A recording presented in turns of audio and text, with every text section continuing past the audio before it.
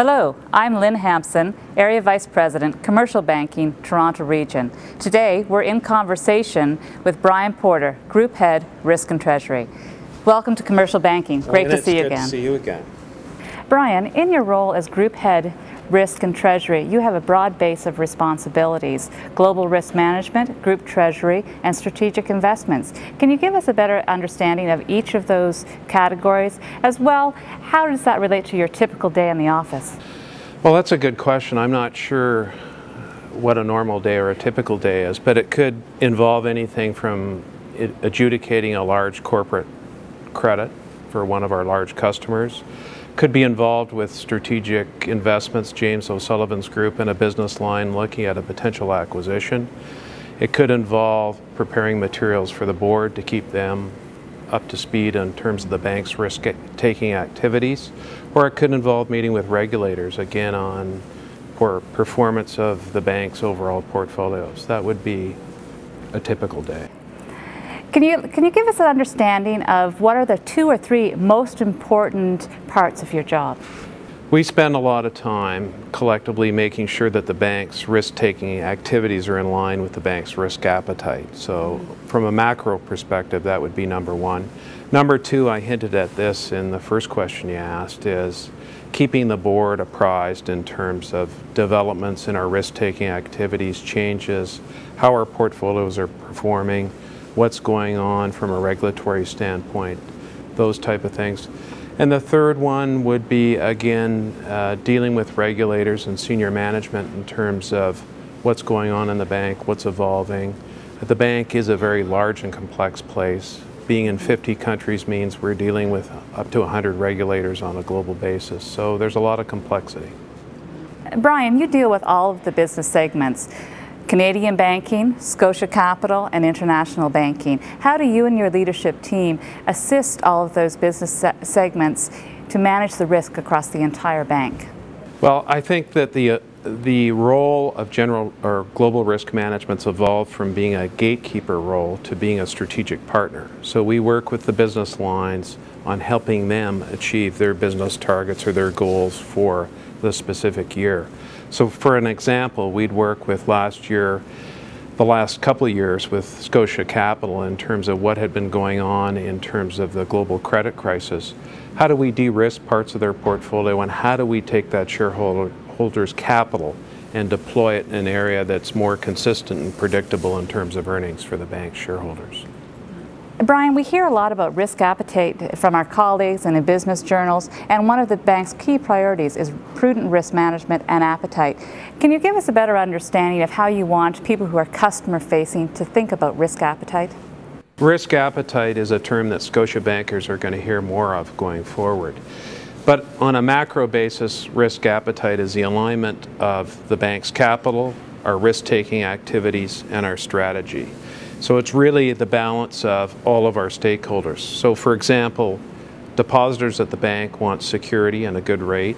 Employees want a secure job and something that's interesting. Shareholders want a good, consistent earnings stream and dividends. And regulators want a conservative bank that's compliant. So we've got to take all those things, put them together, and come out with results that are consistent, predictable, and our rating stays the same or is actually enhanced. So that, in summary, I know it's rather complex, is what risk appetite is all about. Brian, you talked about business targets, and I know from your time in Scotia Capital, you're used to meeting your targets. Currently, the people in customer-facing roles are under a lot of positive tension to meet some fairly significant growth targets. How do you and your team in global risk management assist the Scotia bankers out there? Well, it's all about balance, and we're very fortunate to have a really good management team and a management team that's had a blend of business experience. So from GRM, Stephen Hart spent time in the field, Terry Fryatt spent time in the field, James Forward spent time in the field, all in different jobs in different countries or different geographic areas. So we understand what it's like and the pressures that the business line has to meet their targets and objectives. But as I said, it's all about balance. We have a very strong, as you mentioned, very strong risk culture in the bank. It's, as you said, embedded. What are the key factors that you think make Scotiabank so good at managing risk? Well, as I said before, it's deeply embedded in the psyche and the DNA of the institution. But as Rick likes to say, no risk, no bank. We are in the risk-taking business. It's a question of quantifying those risks. We like taking risk as long as we can measure it, structure it, monitor it, and get paid for it, and in some cases trade it. So we are a risk-taking institution. The key is to find the balance in our risk-taking activities in terms of consistency and predictability. Given the spotlight that we now have on liquidity, can you talk about your role in group treasury?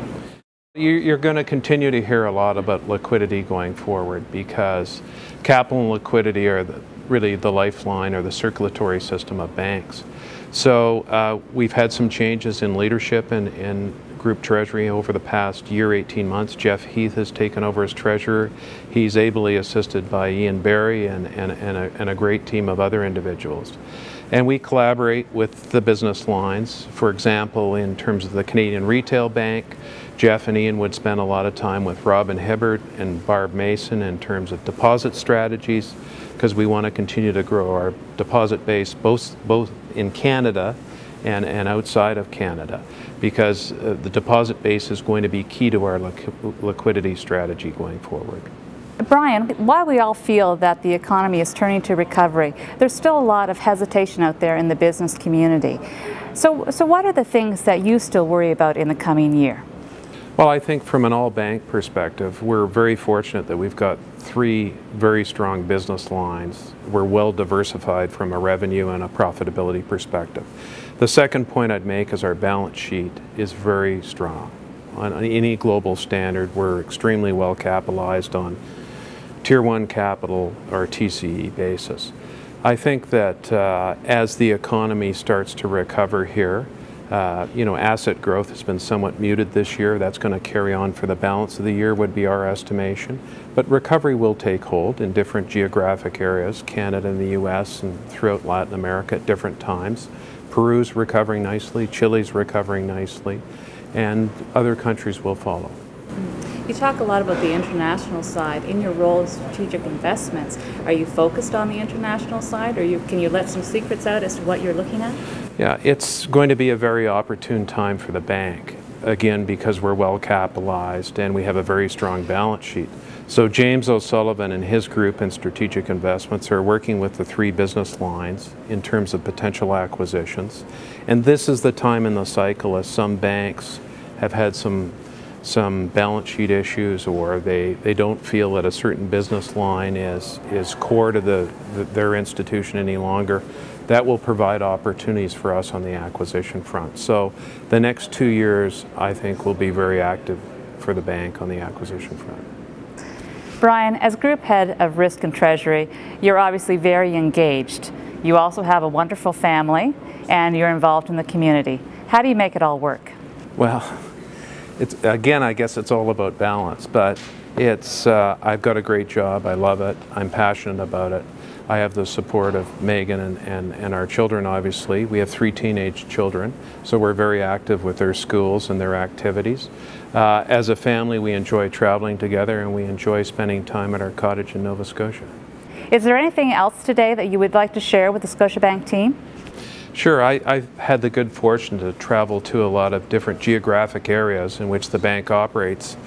And I can't help but come away as impressed in terms of the growth prospects for the bank globally, whether it's in Latin America, Central America.